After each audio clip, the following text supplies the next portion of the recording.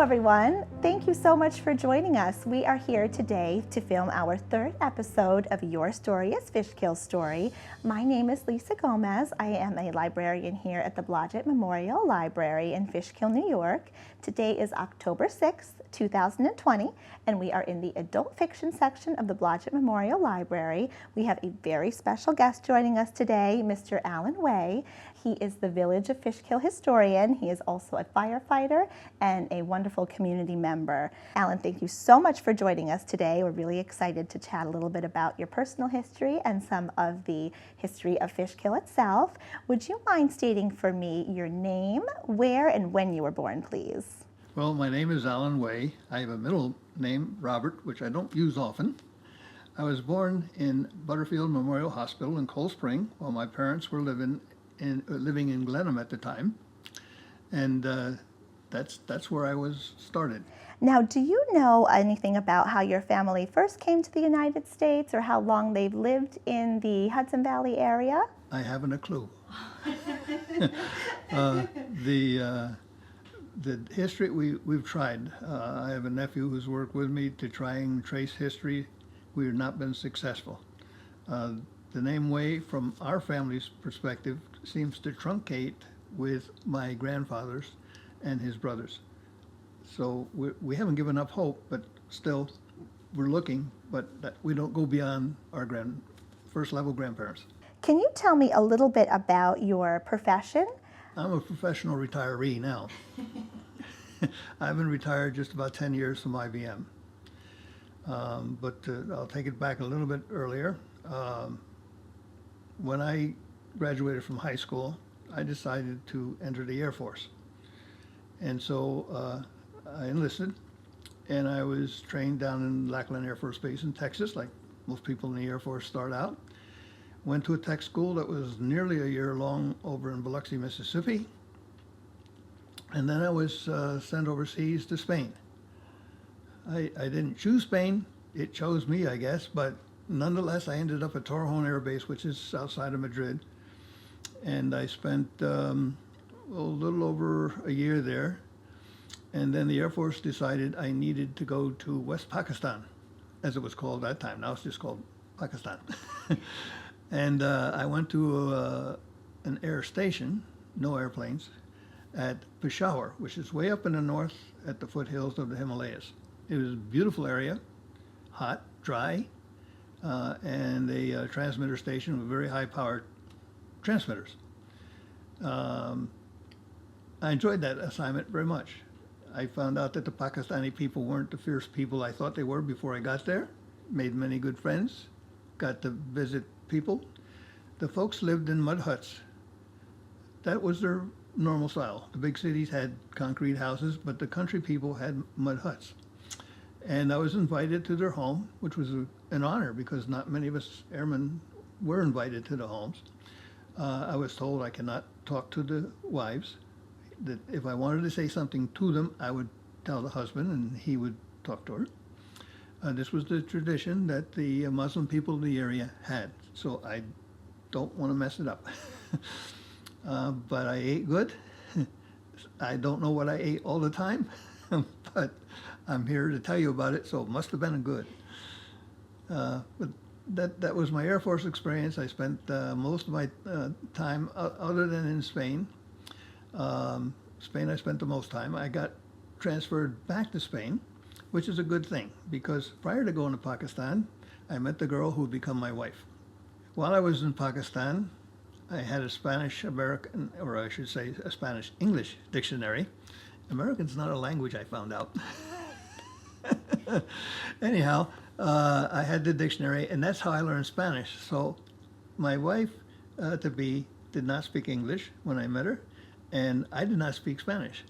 So in Spain, with that dictionary, plus an overseas course from the University of Maryland, I took Spanish language lessons, and I was able to speak to her when I returned to Spain, some 1 year and 1 month later. We picked up our relationship and moved forward over the next 6 months dating, and we decided that maybe we should continue together. and I asked her how she would like to live in the United States.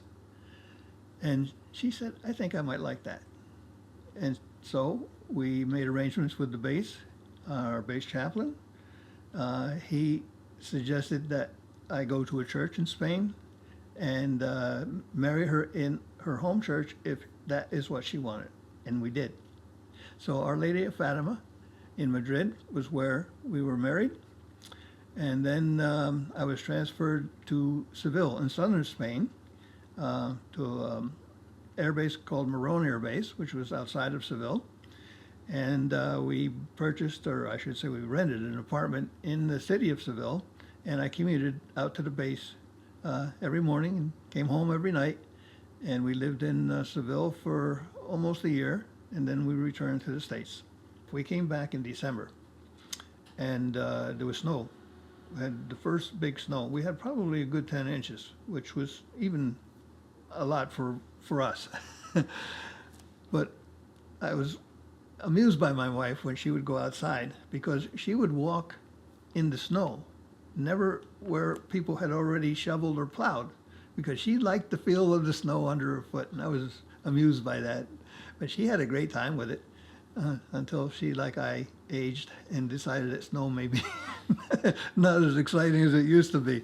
Now, what was Fishkill like when you moved back after you were married, and how has it changed over the years? You know, when you live here, the changes may be not so evident as they are when you go away and come back. Our correspondence helped me keep up with what was going on in Fishkill, and I didn't see very many changes. People would paint buildings, they'd add a room. There was subtle changes. The major change in Fishkill in terms of growth happened after I came back. And we've added housing developments and things of that sort. I think the first one that we had was what we generally called Ketchum's development, which is up 52, just a little ways east of the center of the village. Forge Brook was probably, though not in the village, it's in the town. Forge Brook was probably the biggest area of houses that was put up in that time frame. There was once a passenger train that used to run to Fishkill. As a matter of fact, it ran from the line that goes from New York to Albany on through Fishkill on out to Connecticut. So there was a passenger station here in Fishkill. It evolved into a freight station only, and now it is in disuse. The line is here, but there's not much of a, it's maintained, but it's not used for regular passenger traffic or even freight traffic in these days. So you've worn many hats. You've worked, you've been in the Air Force, you've worked at IBM, you've been a firefighter and worked as the village historian. Could you talk to me a little bit about your work as a firefighter? Well, when I was a kid, I remember my mom asked me what I wanted to be when I grew up, and I said, I want to be a firefighter and I want to be a policeman. And I was both. I served about 10 years as a police officer for the village first and then the town. And that was a paid position, and it was a second job for me. I was in IBM at the same time. And then the firefighter start is all volunteer. So there's no assigned hours, no pay, and all that kind of stuff. But I started out as a Proby firefighter and learned what I needed to do and keep out of other people's way.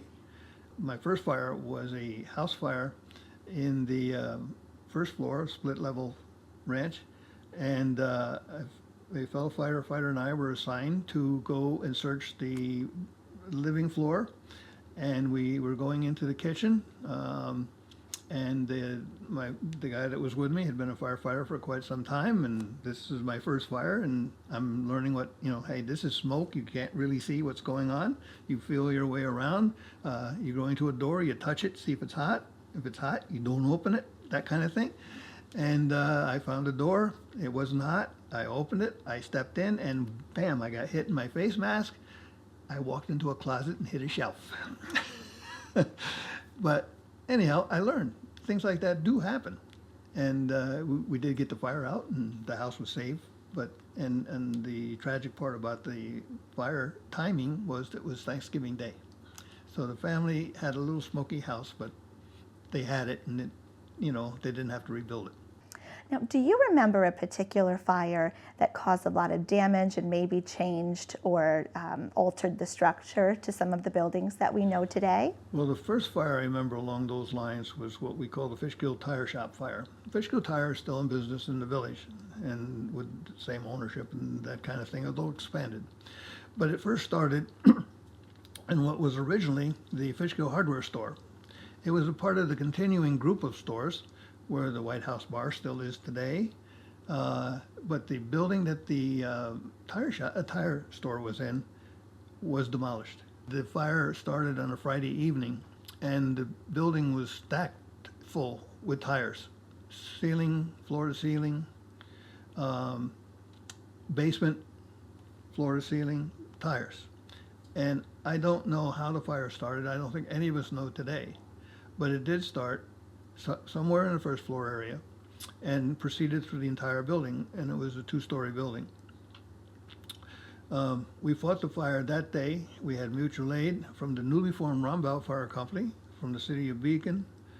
I believe the East Fishkill Fire Department was involved, and the building was in fact destroyed. There was just no way that we could get water on the fire because the hollow of the center of the tires enclosed the fire. And we couldn't get water through the tires because they were stacked so tight together. So it's quite a problem on many levels, including the toxicity of the rubber burning and the fire itself. It was a brick building, and it was in danger of falling in different parts of it. The fire lasted until Monday evening. So we went from Friday night to Monday night, pouring water on this fire, and that's what it took to get it out. So that was the first fire that we had that I recall that we had such a difficulty with. Now, could you speak a little bit about how you became the Village of Fishkill's historian and what interested you in the position? I liked history. I've always liked history. I didn't know what was available in Fishkill when I took the job, and there wasn't much. There's no office in the Benoit Hall for the historian. What I have is in my house. And a lot of these little books is because I couldn't find what I thought I should be able to have. So that's why I took it on. I said, we got to get something established here. The village is important. It has some really important stuff. Could you speak a little bit about them? Oh, I'd love to. I did this little book. This is on a house that the Van Wyck family built. It's built as a hotel for their stagecoach run from New York to Albany. And the guests would make an overnight stop here if they got tired of the travel, which many did. I worked with our other 2 historians in the area, which you may have seen their dissertations earlier. But this is on the Reformed Church, and it was done for their 300th anniversary. And the thing that I always like to go to, if I can get this page open quickly to where I need to be, is the church really started out little, and it looked like that. And then about 9-10 years ago, I published a book that had a lot of pictures about different buildings in Fishkill and how they may have changed over the years. If I move down here, for example, to the Union Hotel, originally the hotel was across the street and it burned, and I'll talk about the fire in a moment, but it moved to the side of the street that it's on today, being run mostly as a restaurant, and they do have rental rooms upstairs rather than like a hotel, go for a night or 2. The Great Fire of 1873.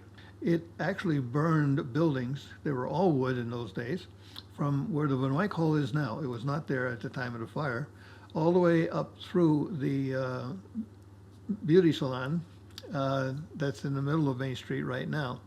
All the buildings that you see now on Main Street that are brick in that area weren't here prior to the fire. And now following up with it, this is pre-publication of a book that's got a few more pictures in it that have come across since people were inspired to send me some from the first book. And so now we have stuff on the Van Wyck Hall that was a gift from the man in the little picture at the top of the page. He was our first mayor, and he was also quite wealthy. Oh, and I should also mention he was not really the mayor. He was the village president because we didn't have mayors in those days. Well, thank you so much, Allan, for coming and sharing your wonderful stories and your knowledge. Not only have you been a lifelong community member, but you have really served our community. So thank you on all accounts. My pleasure. And for all of you at home, thank you so much for joining us today. We really appreciate a lot of the fun feedback that we've received. We really hope to keep the project going. Now, if anyone is interested in purchasing Allan's book, it is available for sale at the Fishkill Village Hall.